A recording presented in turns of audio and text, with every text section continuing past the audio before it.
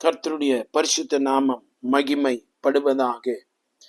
இந்த நாளுக்கான வேத வசனம் 2 தெசலோனிக்கேயர் 3:16 வசனம்.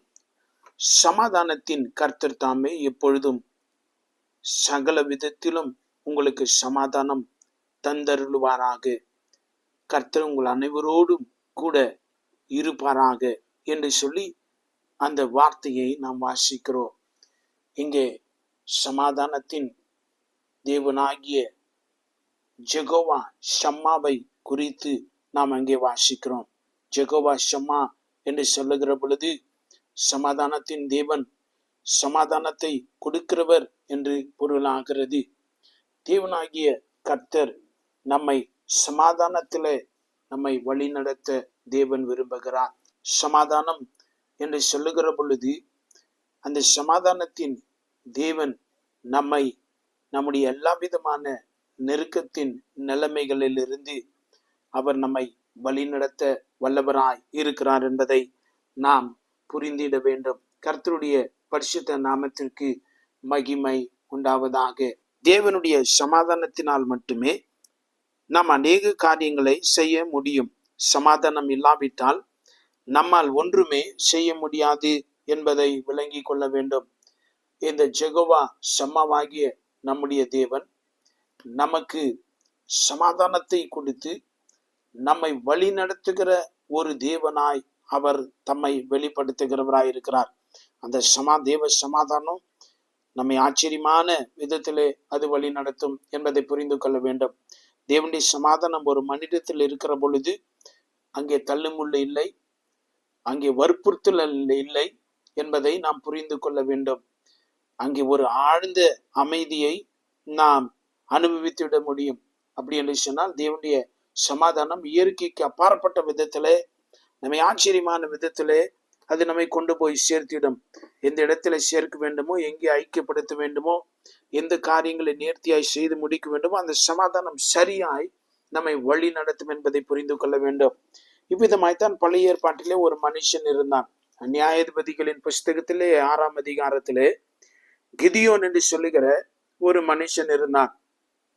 அவன் இந்த சமாதானத்தை எழுந்த நேரத்தில் அவன் என்ன தெரியுமா சொன்னா, 6:13 நியாயாதிபதிகளிலே நான் வாசிக்கிற பொழுது அங்கே அவன் என்ன சொன்னான், ஒருவேளை தேவன் நம்மை எகிப்திலிருந்து கொண்டு வந்தா எங்களுக்கு இவ்வளவு கஷ்டமானேன், கர்த்தர் எங்களை எகிப்திலிருந்து கொண்டு வரவில்லையா என்று எங்கள் பிதாக்கள் எங்களுக்கு விவரித்து சொன்ன அவருடைய அற்புதங்கள் எல்லாம் எங்கே?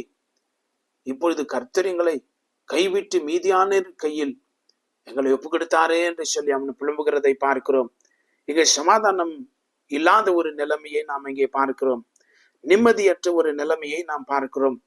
அந்த தேவ சமாதானம் தான் நமக்கு அடையாளம். தேவன் நம்மை வழி நடத்துகிறார். You enjoy the peace of God, calm and you feel so comfortable in doing things. நம்ம ஒரு ஆழ்ந்த அமைதியாய் ஒரு நெருடல் இல்லாம காரியங்களை செய்ய முடியும்.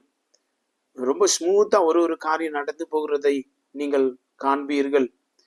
அப்படி பயந்து போய் சமாதானமே அற்றவனாய் வழி நடத்துவதற்கு ஒன்றுமே புரியாத இருந்தவனே அந்த கிதியோனை பார்த்து கர்த்தர் என்ன சொன்னார் தெரியுமா? நியாயாதிபதிகள் 6:14 நாம் வாசிக்கிறோம்.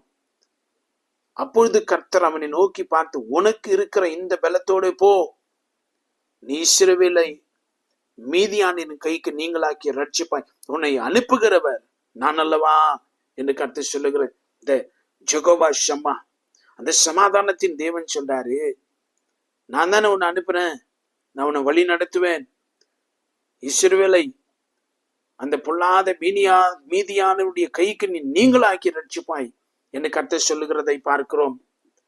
அங்க கர்த்தர் சமாதானமற்ற இருக்கிற ஒருவனை தம்முடைய சமாதானம் வழி நடத்த தேவன் அங்கே கிருபை செய்கிறதை பார்க்கிறோம். இதுதான் தேவனுடைய ஆச்சரியமான ஒரு தயவு. இதைத்தான் தேவன் விரும்புகிறார். அந்த சமாதானத்தை உங்களுடைய வாழ்க்கையில நீங்க அனுபவிக்கணும். உங்க ஆழ் மனதில் ஒரு அமைதி, ஒரு தெளிவு, ஒரு சரியான தேவனுடைய புரிந்து கொள்ளுதல், அந்த புரிந்து கொள்ளுதல் உங்களுக்கு பெரிய ஒரு சமாதானத்தை உங்களை வாழ்க்கையில கொண்டு வரும், உங்க சிந்தையில கொண்டு வரும், உங்க எண்ணத்துல கொண்டு வரும். ஒரு கலைக்கப்பட முடியாத ஒரு அமைதி, அந்த சமாதானத்தின் தேவன் ஜெகோவா ஷம்மா உங்க கூட இருப்பார், உங்களை வழி நடத்துவார். கவலைப்படாதீங்க. இக்கட்டில் இருக்கிற மாதிரி தெரியுதா? உங்களுக்கு சமாதானமே இல்லை என்று சொல்லுகிறீர்களா? இந்த சமாதானத்தின் தேவன் ஜெகோவா ஷம்மா உங்க கூட இருந்து உங்களை வழி நடத்துவார். நாம் செபிக்கலாம். பரிசுத்தரே, சமாதானத்தின் தேவனே, எங்களுக்கு சமாதானத்தை கொடுத்து எங்களை சமாதானத்துடனே வாழவும் வழி நடத்தவும் இரக்கம் செய்தவரே, மை ஸ்தோத்திரிக்கிறோம். உடைய பிள்ளைகளுக்கு நீர் ஜெகோவா ஷம்மாவா இருந்து வெளிப்பட வேண்டுமா, எழுந்தருள வேண்டுமா நாங்கள் செபிக்கணும் ராஜா. உடைய வாழ்விலே சமாதான குறைச்சல்கள், சமாதானம் இல்லாத நிலைமைகள் மாறுவதாக இந்த நாளிலே நீ சமாதானத்தின் தேவனாயிருந்து உடைய பிள்ளைகள் ஒவ்வொருவரையும் வழி நடத்தும். உடைய பரிசுத்த நாமத்தை நீர் உயர்த்தும். இயேசுவின் நாமத்தில் செபிக்கிறோம் பிதாவே. ஆமென். God bless you.